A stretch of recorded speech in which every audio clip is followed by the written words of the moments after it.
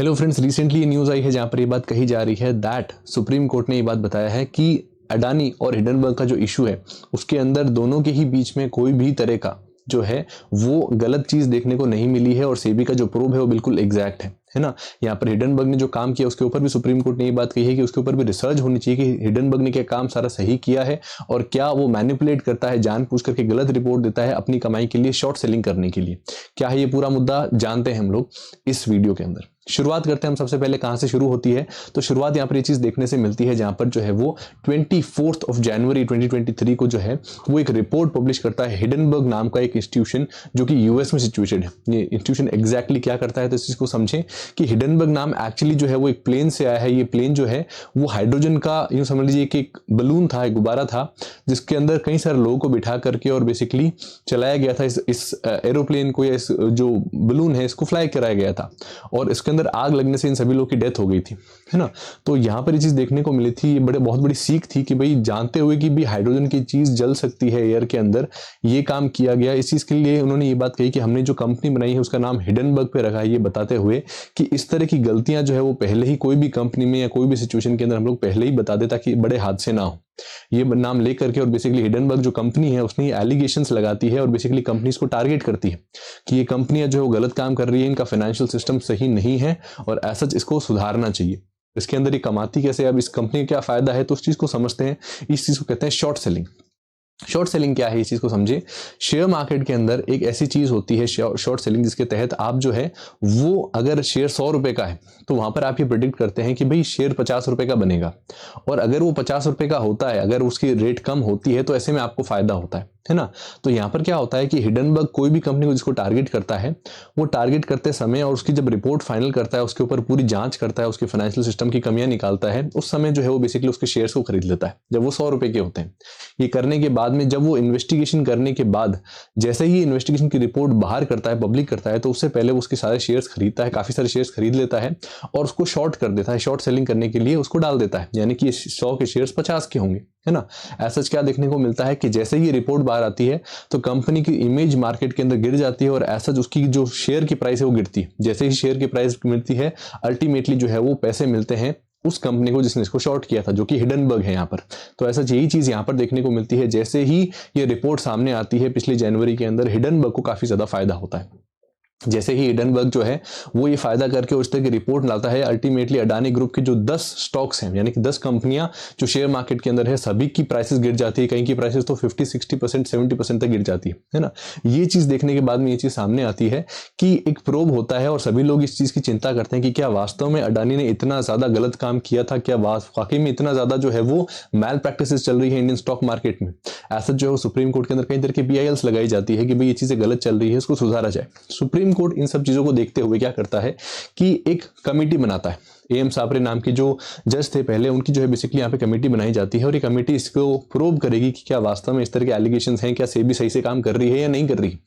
ऐसा क्या देखने को मिलता है कि ये कमेटी प्रूव करने लगती है और 3-4 महीने अपनी रिपोर्ट देती है। जून जुलाई के अंदर ये रिपोर्ट देते हुए ये बात कहती है कि भाई हम इस चीज को एग्जैक्ट जगह पर नहीं पहुंच सकते हैं कि क्या वास्तव में कोई भी तरह का गलत काम या गलत फ्रॉडुलेंट काम जो है वो किया गया था या नहीं किया गया था अडानी ग्रुप के द्वारा। ऐसा क्या होता है कि इनकी ये रिपोर्ट देने के बाद में सुप्रीम कोर्ट कोई एक नतीजे पर नहीं पहुंच पाता है। नहीं पहुंचने के बाद में अल्टीमेटली सेबी खुद की एक इन्वेस्टिगेशन शुरू करती है। इस इन्वेस्टिगेशन के अंदर सुप्रीम कोर्ट उनको 22 पॉइंटर्स के बारे में कहता है कि भाई इन 22 पॉइंट्स के ऊपर आपको देखना है। इन 22 पॉइंट्स के ऊपर अल्टीमेटली सेबी की जो रिपोर्ट शुरू होती है उसके अंदर सेबी जो है वो इन 22 में से 20 टॉपिक के ऊपर, 20 पॉइंटर्स के ऊपर अपनी रिपोर्ट बना करके और प्रोवाइड करती है। लेकिन यहाँ पर ये बात कही जाती है कि भी सेबी की जो रिपोर्ट है वो काफी बायस्ड है।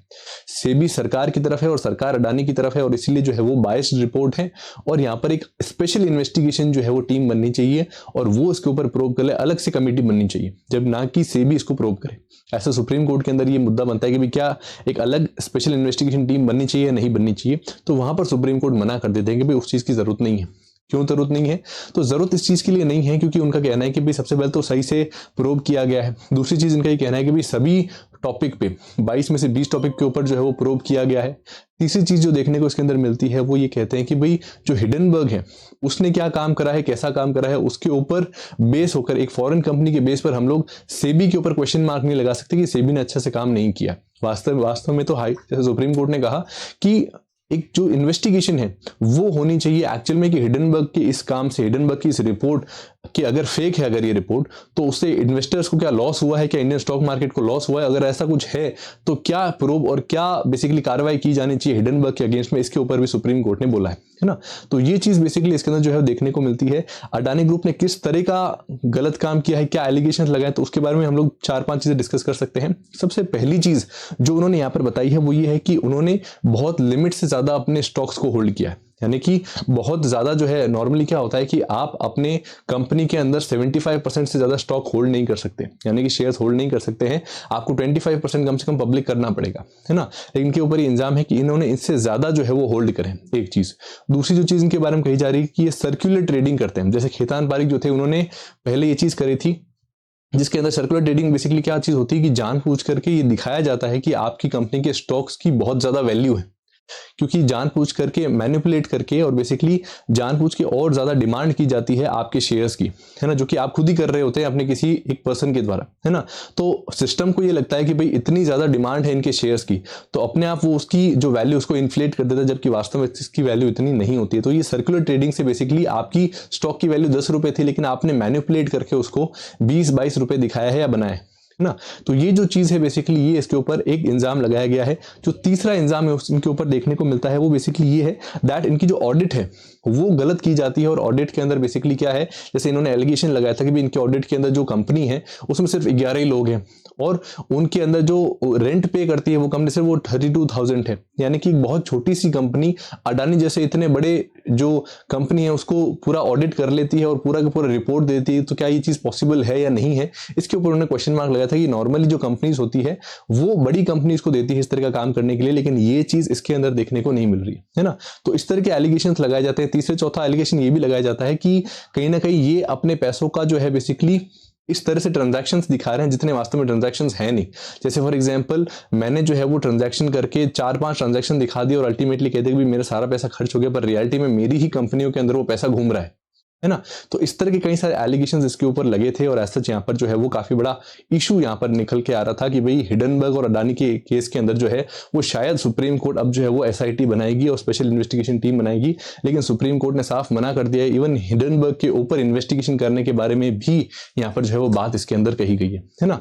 तो ये थी आज की पूरी न्यूज, जिसको हमने शॉर्ट में देखा कि भाई किस तरह से हिडनबर्ग ने सारा का सारा जो है वो रिपोर्ट निकला जिससे अडानी के ऊपर इतना ऊपर इफेक्ट पड़ा और इंडियन स्टॉक मार्केट पे जो इफेक्ट पड़ा है उसके बारे में यहाँ पर जो है वो सारी चीजें देखने को मिली। So thank you very much.